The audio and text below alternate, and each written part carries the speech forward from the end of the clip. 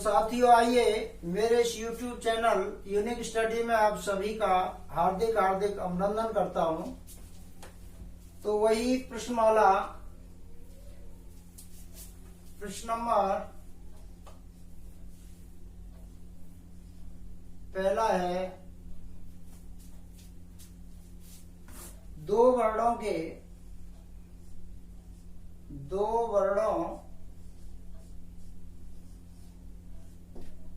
के मेल से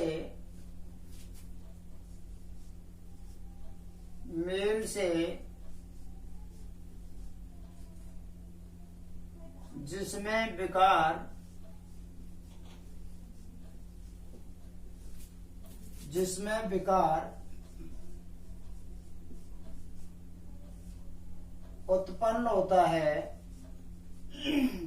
विकार उत्पन्न होता है,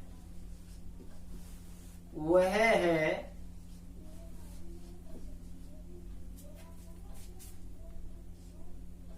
पहला है समास, दूसरा है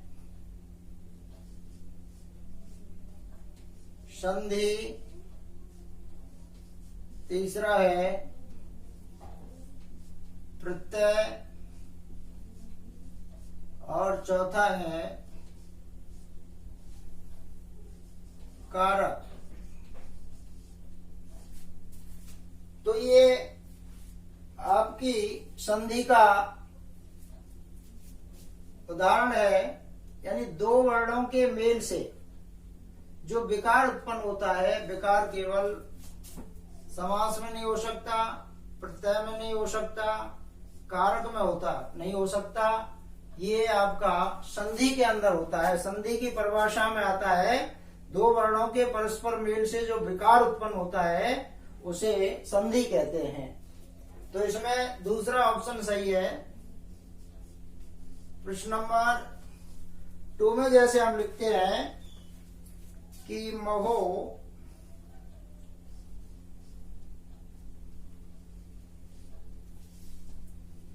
टू में हम लिखेंगे कि महोष्णा शब्द में सही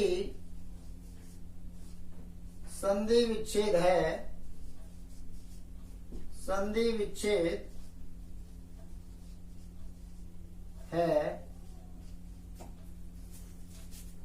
पहले में महाधन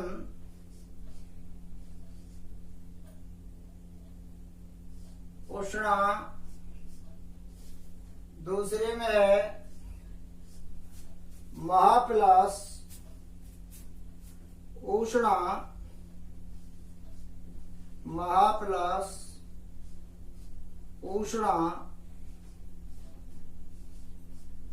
और तीसरे में देते हैं महो प्लस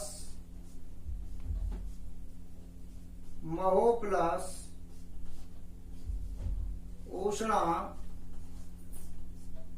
और चौथे ऑप्शन में है इनमें से कोई नहीं।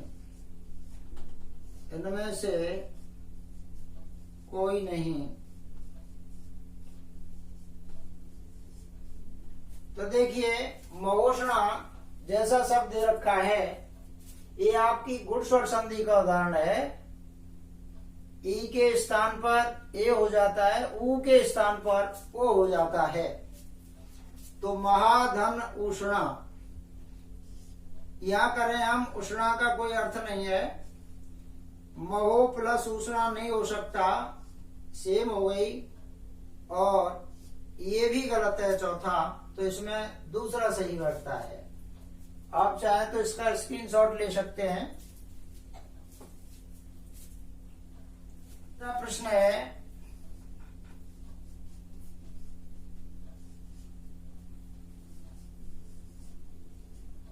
सुंदरोदन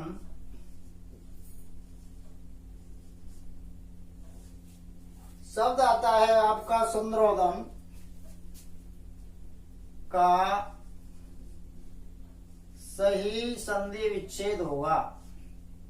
सही संधि विच्छेद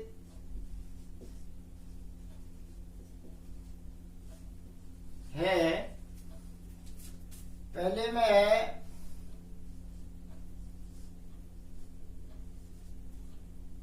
सुंदर प्लस औदन। दूसरा ऑप्शन है सुंदर प्लस ओदन। तीसरा है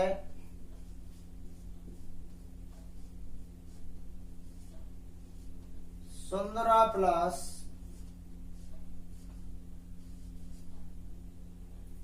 ओदन। और चौथा है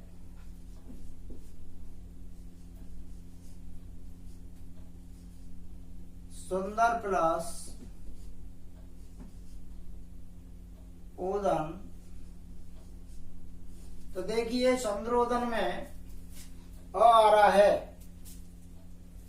ये आपकी वृद्धि स्वर संधि का उदाहरण है। वृद्धि स्वर संधि में पूर्व पद में हिरस या दीर्घ आते हैं। तीनों शब्दों में हिरस और दीर्घ आ रहे हैं। इसमें दीर्घ है, इनमें हिरस है। रा में पर पद में ए आई या ओ में से आते हैं। तो अगर हम इसको सही माने तो औदन का कोई अर्थ नहीं होता, इसलिए नहीं हो सकता। इसमें हम माने सुंदरा है, सुंदरा का कोई अर्थ नहीं है, ओदन का तो है, तो ये नहीं हो सकता। या हम माने उदन का कोई अर्थ नहीं होता, ये सही नहीं हो सकता। यहाँ सुंदर और ओदन कहते हैं भोजन को। सुंदर भोजन दोनों पदों का सार्थक अर्थ निकलना चाहिए। यहाँ दोनों पूर्व पद का और पर पद दोनों का अर्थ निकल रहा है, इसलिए इसमें सुंदर प्लस ओदन होगा। सुंदरोदन का संधि विच्छेद। प्रश्न नंबर 4 है। इसकी बात करें तो इसमें आता है आपका अधिधन अभिधन अर्थी।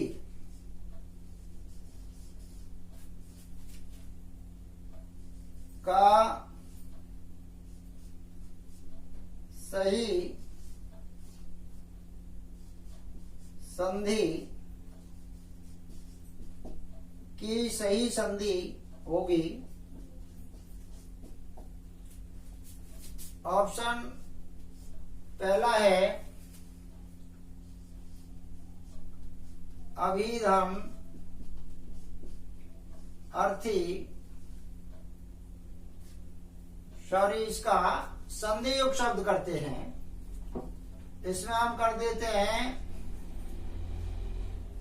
अभ्यर्थी। ऑप्शन 2 में है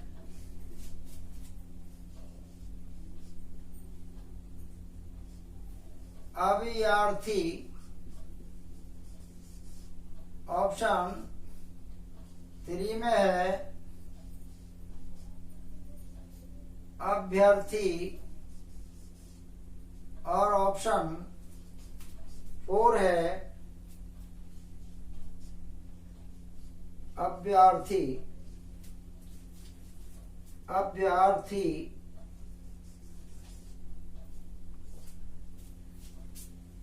अभिधन अर्थी यानी आपकी यड़ स्वर संधि का उदाहरण है। यड़ स्वर संधि में पूर्व पद में हिरस या दीर्घ ई उ री आते हैं, पर पद में कोई असमान स्वर बनाता है। ऐसी स्थिति में ई के स्थान पर य, उ के स्थान पर व और री के स्थान पर अर कर दिया जाता है, रा कर दिया जाता है। अब देखिए, अभ्यर्थी का कोई सार्थक अर्थ नहीं है। अभियार्थी अशुद्ध शब्द है, अभ्यर्थी नहीं हो सकता, तो इसका ऑप्शन आपको चौथे में जाता है अभ्यर्थी। अभिधन अर्थी। अगर संधि विच्छेद करते हैं तो या में कोई आधा अक्षर होता है, उसमें हिरस ई की मात्रा आ जाती है, भाव पूरा हो जाता है। आधा अक्षर है, पूरा हो जाएगा। तो बा पूरा हो गया और इसमें छोटी ई की मात्रा आ गई, या का अस्तु समाप्त हो जाता है, तो ये अभी हो गया, पूर्व पद में अभी आ गया। और इसमें जो पद है उसको हम पर पद में ले जाते हैं। तो इसकी हम बात करें तो आपका जो ऑप्शन निकल के आता है वो आता है अभ्यर्थी, सॉरी, इसमें तीसरा ऑप्शन सही होगा।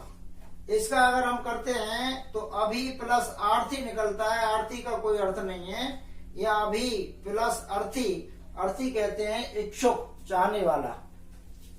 आप चाहें तो इसका स्क्रीनशॉट ले सकते हैं।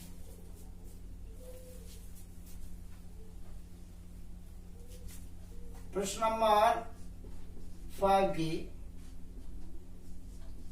रीत्यानुसार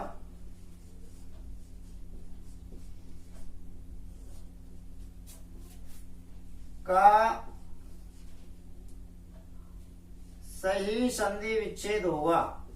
सही संधि विच्छेद होगा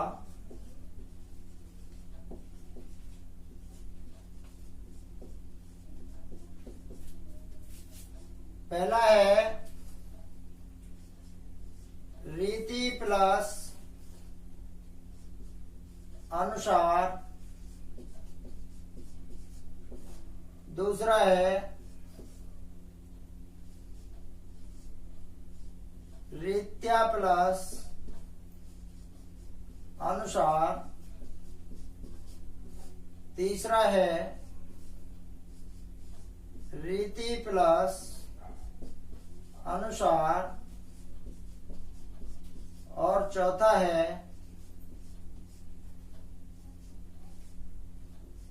रीति प्लस अनुसार। तो देखिए ये आपकी वही यड़ स्वर संधि का उदाहरण है। या में कोई अर्धवर्ण होता है, पूर्ववर्ण हो जाता है, उसमें ह्रस्व ई की मात्रा भी आ सकती है और दीर्घ ई की मात्रा भी आ सकती है, बशर्ते दोनों शब्दों का सार्थक अर्थ निकलना चाहिए। अब पर पद में क्या करेंगे, या का अस्तु समाप्त कर देते हैं, या में जो मात्रा होती है पर पद में चली जाती है। तो आपका ये रीति शब्द अशुद्ध है, ये हम देखेंगे ये अशुद्ध है, ये नहीं हो सकता, ये अनुसार नहीं हो सकता। तो इसका सही शब्द निकल के आएगा रीति प्लस अनुसार, रीति के अनुसार। प्रश्न नंबर 6 की बात करें, पुरोधा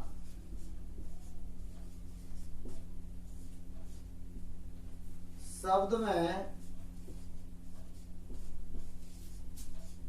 पुरोधा शब्द में संधि होगी, पुरोधा शब्द में संधि होगी। पहले में है गुण, दूसरे में है व्यंजन, तीसरे में है दीर्घ, चौथे में है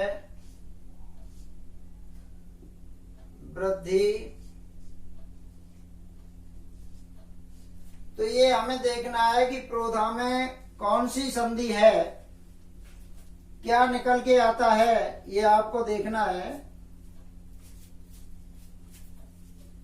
तो देखिए आपका ये ना तो गुण का बनता है और ना ही आपका, अगर हम ऑप्शन आपको एक और दे देते हैं कि विसर्ग संधि, व्यंजन नहीं हो सकती, दीर्घ नहीं हो सकती, वृद्धि नहीं हो सकती, इसका अर्थ निकल के आता है विसर्ग का, क्योंकि ओ की मात्रा का विसर्ग हो जाता है पुरैधन धा। आप चाहें तो इसका स्क्रीनशॉट ले सकते हैं। 7वां प्रश्न है, श्रावण शब्द में विच्छेद होगा, विच्छेद होगा। पहले में है श्र प्लस अण, दूसरे में है श्र प्लस अन, तीसरे में है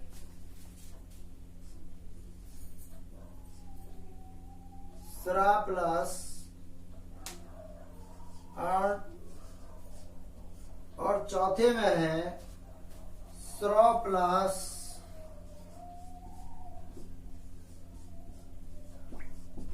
अण, श्र प्लस अण। ये आपका अयादी स्वर संधि का उदाहरण है। अगर आव आ जाता है तो अ की मात्रा लगानी है पूर्व पद में, तो स्र हो गया, और अड़े को हमेशा ना कर देते हैं, अड़े के स्थान पर संधि विच्छेद में ना हो जाता है, और वा के अंदर जो मात्रा है वो परपद में चली जाती है, तो ये अन हो गया। तो श्र प्लस अन आपका सही है। ये नहीं हो सकता, ये नहीं हो सकता, ये नहीं हो सकता, इनका कोई सार्थक अर्थ नहीं है, और संधि विच्छेद करने पर अड़े का न हो जाता है, इसलिए आपका ऑप्शन यही सही है। आप इसका स्क्रीनशॉट ले सकते हैं।